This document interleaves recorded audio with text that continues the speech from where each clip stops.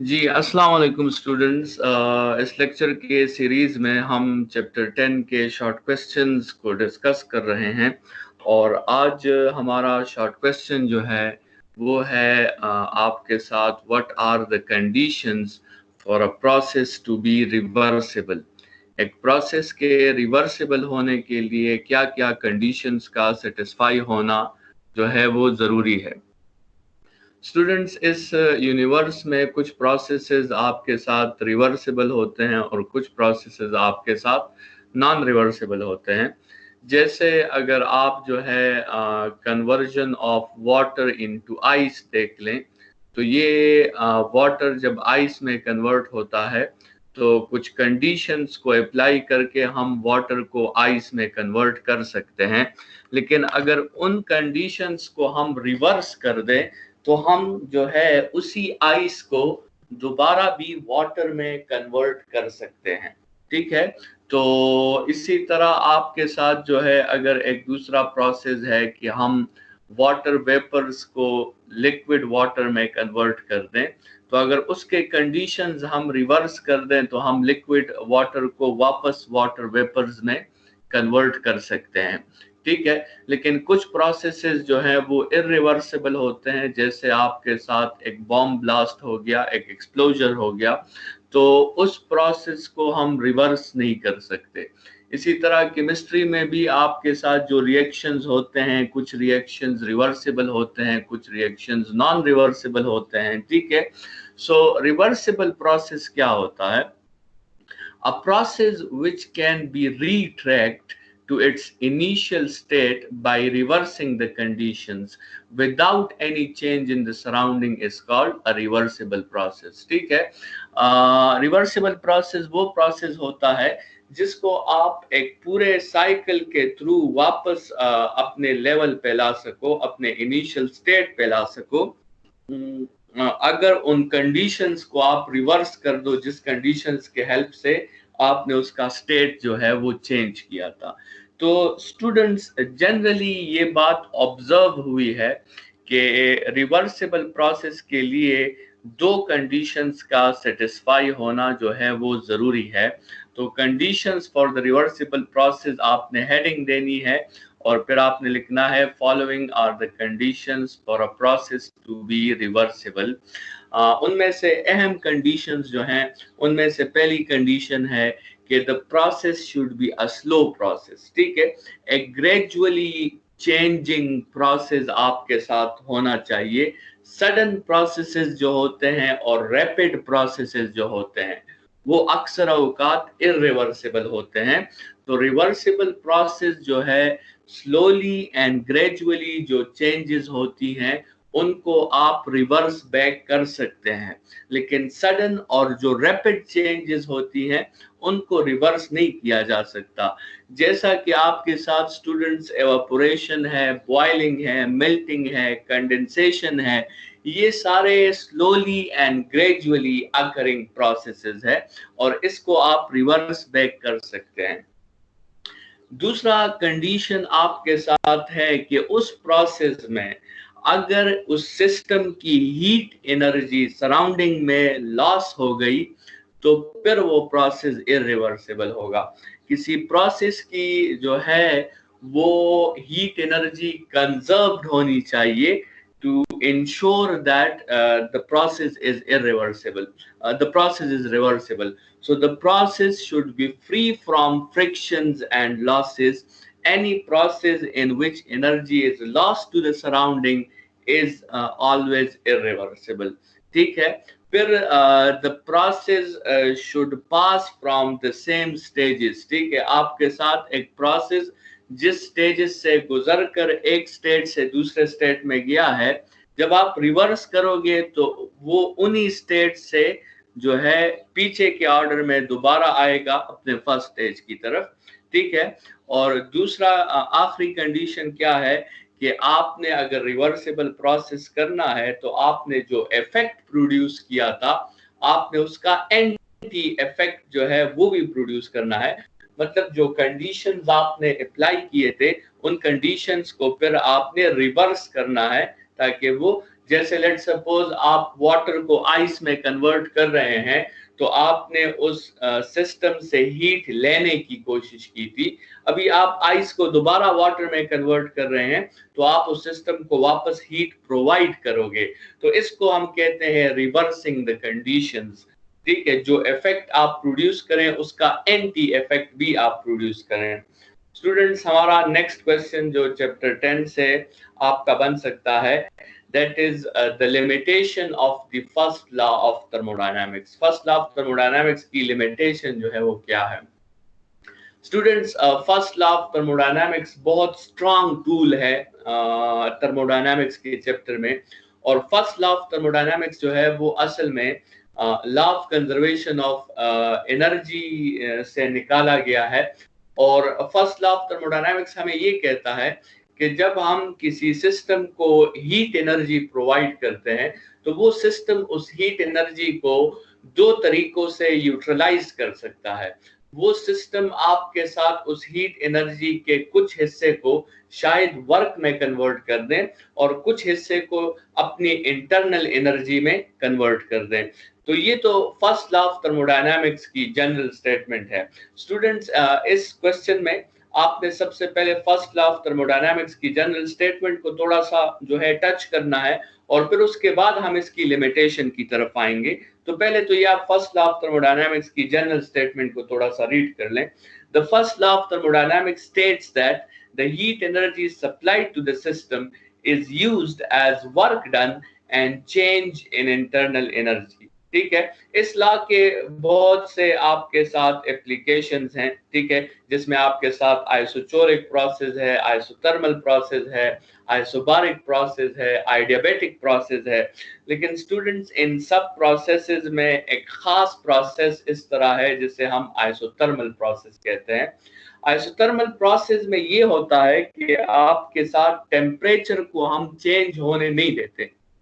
If we ensure that the temperature of the system is always constant throughout the process, so that process is called isothermal process.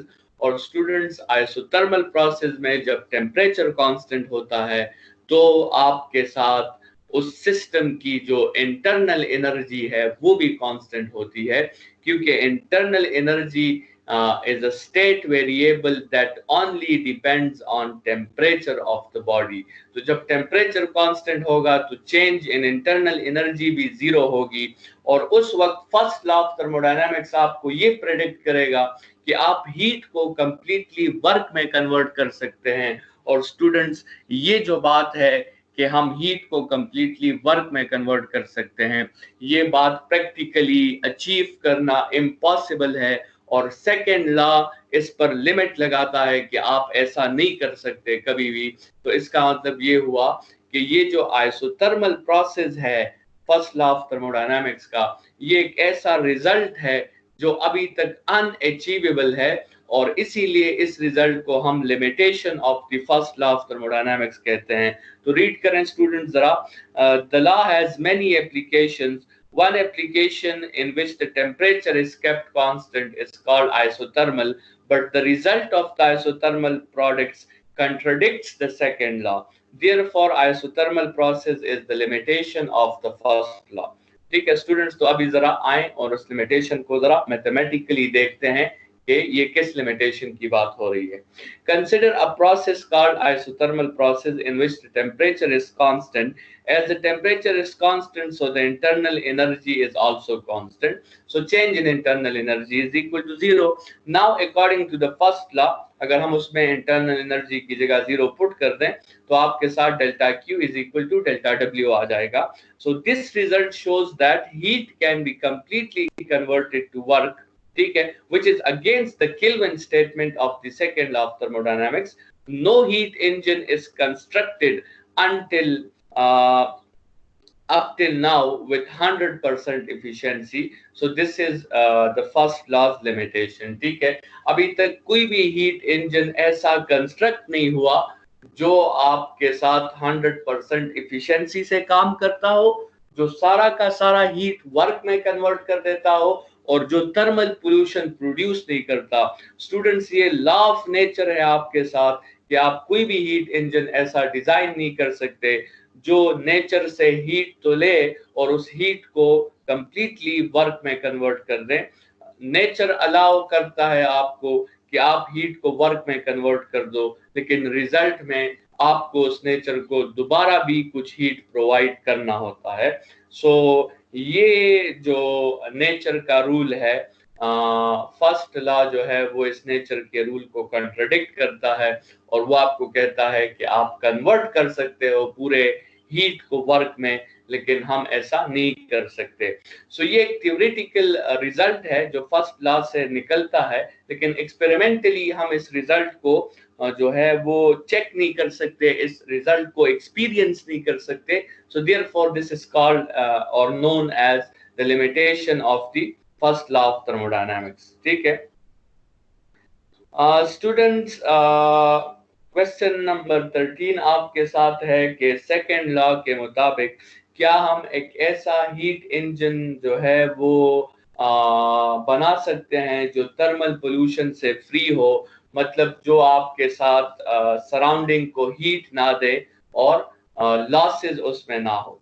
तो जैसे already हमने अभी थोड़ी देर पहले बात की कि ऐसा कोई आपके साथ हीट इंजन नहीं बन सकता जो थर्मल पोल्यूशन से फ्री हो।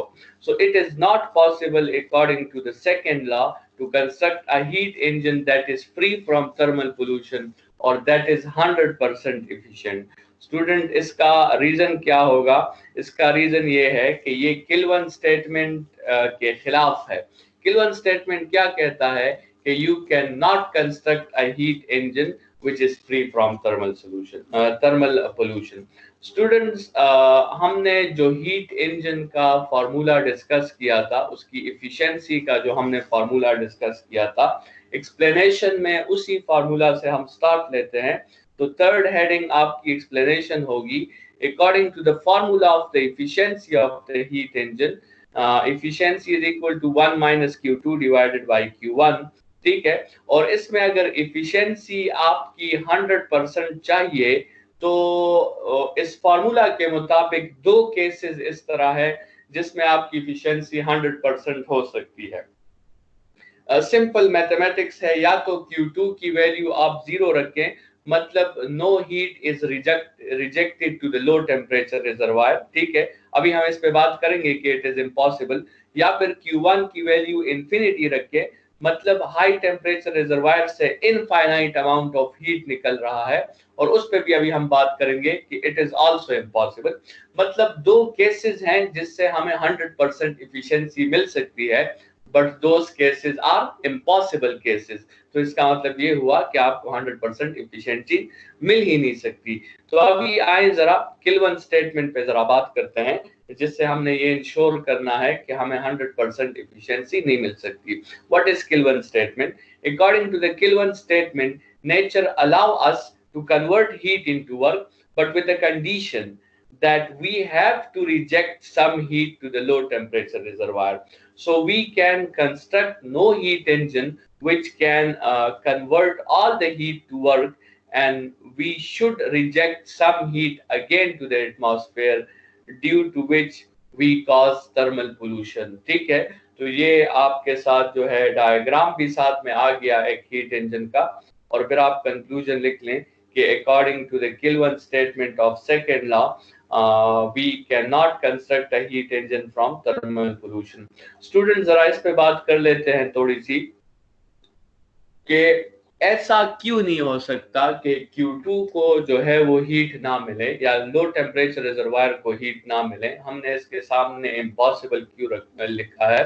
स्टूडेंट्स हमेशा याद रखें कि जब हीट फ्लो करता है तो हीट इसलिए फ्लो करता है कि एक बॉडी हाई टेम्परेचर पे होती है और दूसरी बॉडी लो टेम्परेचर पे होती है। जब हीट फ्लो करता है तो उसको पता होता है कि वो किस बॉडी से निकलने वाली है और किस बॉडी की तरफ जाने वाली है। ये प्लानिंग हीट पहले से कर लेता है कि मैं जिस बॉडी में हूँ उसकी टेम्परेचर ज्यादा है और मैंने जिस बॉडी तक पहुंचना है उसकी टेम्परेचर कम है।